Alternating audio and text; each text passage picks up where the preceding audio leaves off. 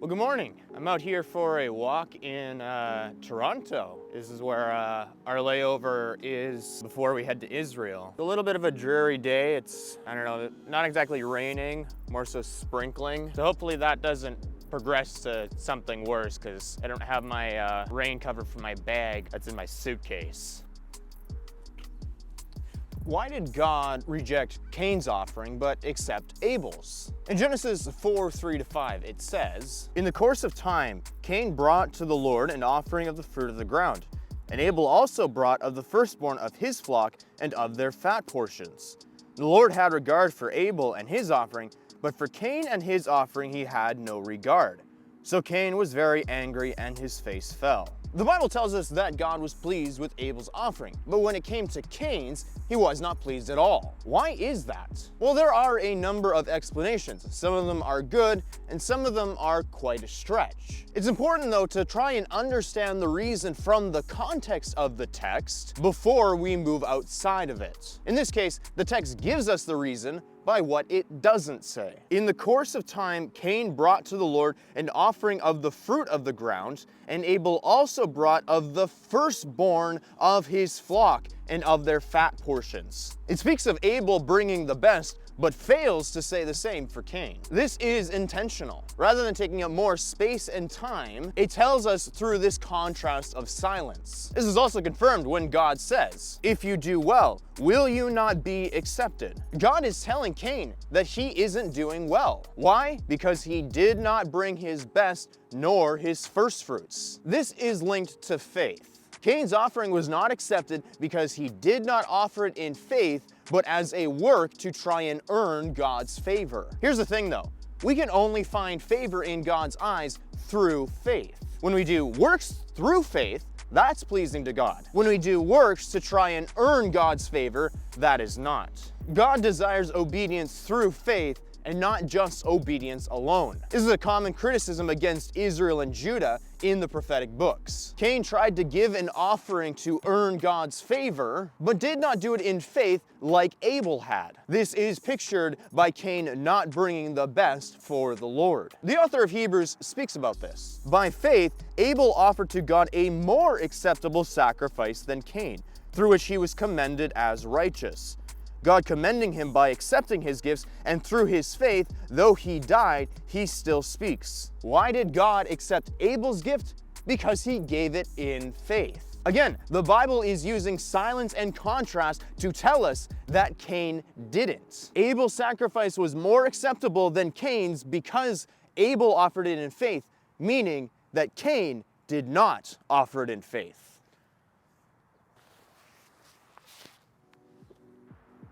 So within the context of the text, it gives us this argument. Then later, the author of Hebrews makes the same argument. So the reason God rejected Cain's offering was because he didn't give it in faith. And that is reflected in him not giving his best. Now notice, we came to this conclusion by staying within the text. Then we saw a supporting passage that spoke likewise. Even without the passage in Hebrews, we still could have easily come to this conclusion because of the words spoken in the text. This is important because the most common interpretation of this passage doesn't do that. That interpretation is that God rejected Cain's offering because it was not a blood sacrifice, and that fruit is not an acceptable offering for sin. That is likely the most common interpretation, and many big names hold to that and have preached that.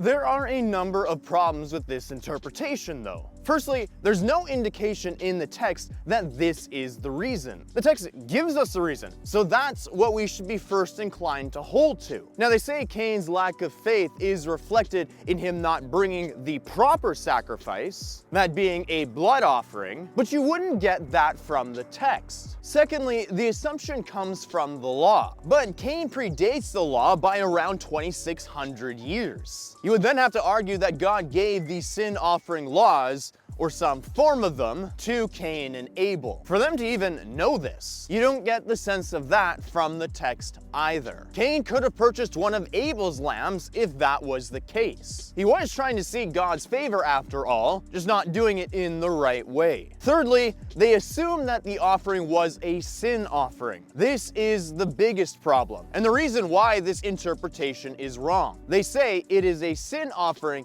and that it is only through the shedding of blood that we can have atonement. Though the latter half of that is true, it is based off of the premise that this was a sin offering. Now you might be wondering, how do we know if this is a sin offering or not? Well, let's go back to our principle.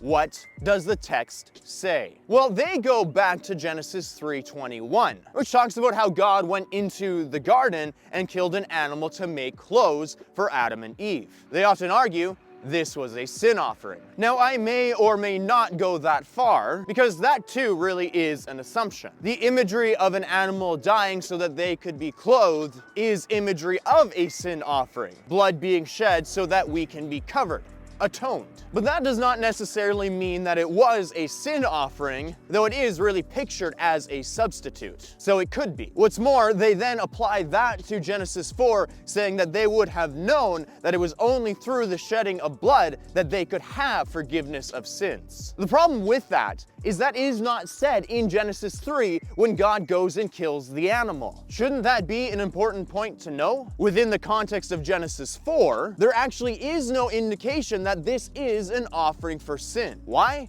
Because it's not a sin offering, it's a gift. This is extremely important and shows us the use and need for biblical languages. The text in English is not clear as to what type of offering this is, but the Hebrew is clear. When looking at Genesis 4 and the entire Torah in Hebrew, it becomes abundantly clear that this cannot be a sin offering. Our confusion in the English comes from the word offering, which is a fine translation, but there are different words in Hebrew for different types of offerings. By knowing these different words, we can distinguish what kind of offering is presented here in Genesis 4. Within the law, there are 5 types of common sacrifices for each Israelite. There's the whole burnt offering, the grain offering, the peace offering, the sin offering, and the guilt offering. The blood argument in Genesis 4 argues that this is some sort of sin or guilt offering. But as I said, the Hebrew clearly argues otherwise. So here is the Hebrew for those 5 offerings. The whole burnt offering is olah. This comes from the word to go up because it gives the picture of smoke going up to God. The grain offering is mincha, which simply means a gift, but the gift is described as a grain offering. The peace offering is shiloshim, which simply means peace. The sin offering is chatats, and the guilt offering asham. Now, it is somewhat important that the word offering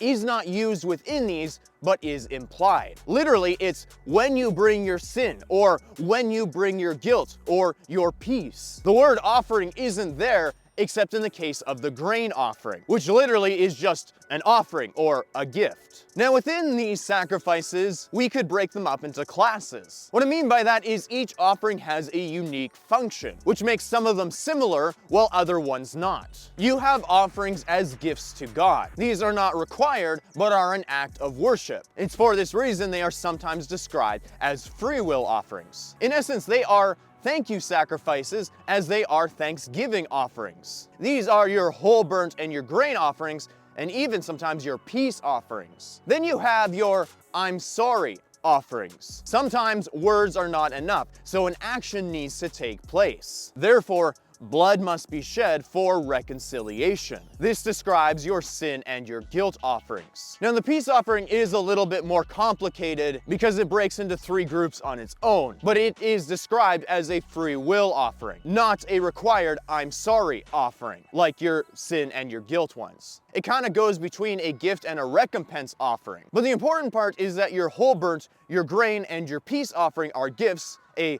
thank you, a thanksgiving, and your sin and your guilt are recompense and I'm sorry offering. They are not a thank you. So those are the 5 types of sacrifices. And it's important to look at these because now all we have to do is go back to Genesis 4 and we'll know what kind of offering it'll be similar to. So let's read Genesis 4, 3-5 with that chart up, along with the Hebrew in it to show you what kind of offering is presented. In the course of time, Cain brought to the Lord a mincha, a gift, of the fruit of the ground.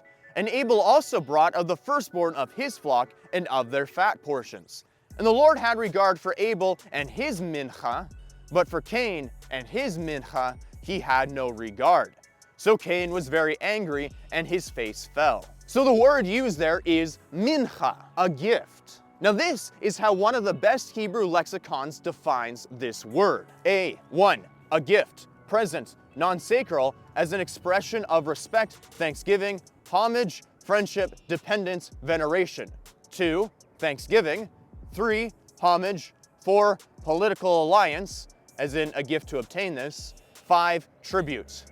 B. An offering. It is pretty clear that this word is used for a gift. Now the question is a sin offering a gift? No, it is not. I have looked at every occurrence in the Torah and in the entire Old Testament in Hebrew where any of these 5 words have been used. A mincha is never used to describe a sin or a guilt offering. In fact, when mincha is used, it either describes a general offering that is a gift or specifically a grain offering. A sin offering and a guilt offering are never called nor described as a mincha, as a gift. Why?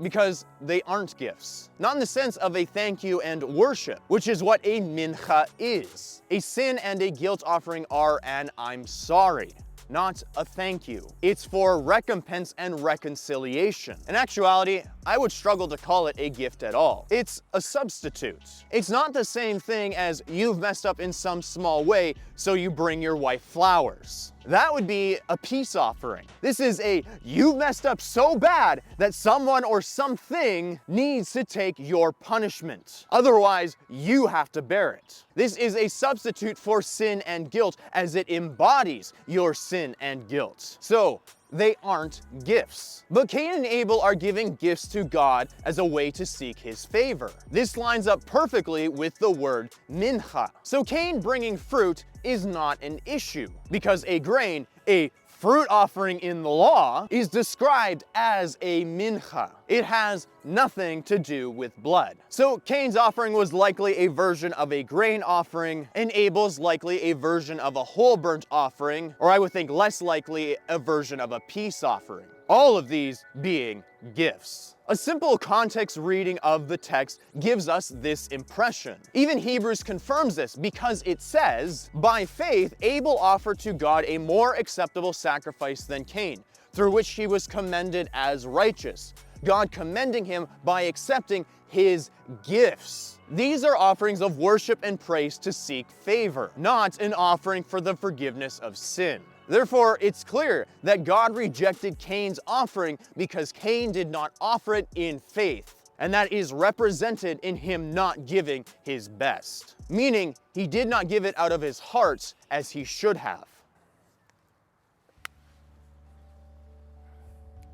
I know this is a debated passage, and many popular preachers and teachers hold to the blood argument. But in actuality, it's kind of a form of eisegesis. The text does not promote it as being a sin or a guilt offering, and they assumptively bring that into the text, when actually, the text states otherwise. This is one of those cases where the view has been so widespread, it is often the common thought on the passage. But to put it simply, it's wrong. Now, I'm aware that there are going to be many people who disagree with me on this. There always are. But take away this point. Look at what the text actually says, and don't add anything to it. Other passages may clarify it, and those are important to look at, but that isn't always the case. In this case, bringing in passages about sin and guilt offerings do not clarify it, but bring in assumptive conclusions. Look at what the text says. Does it give a reason? Do supporting texts give reasons?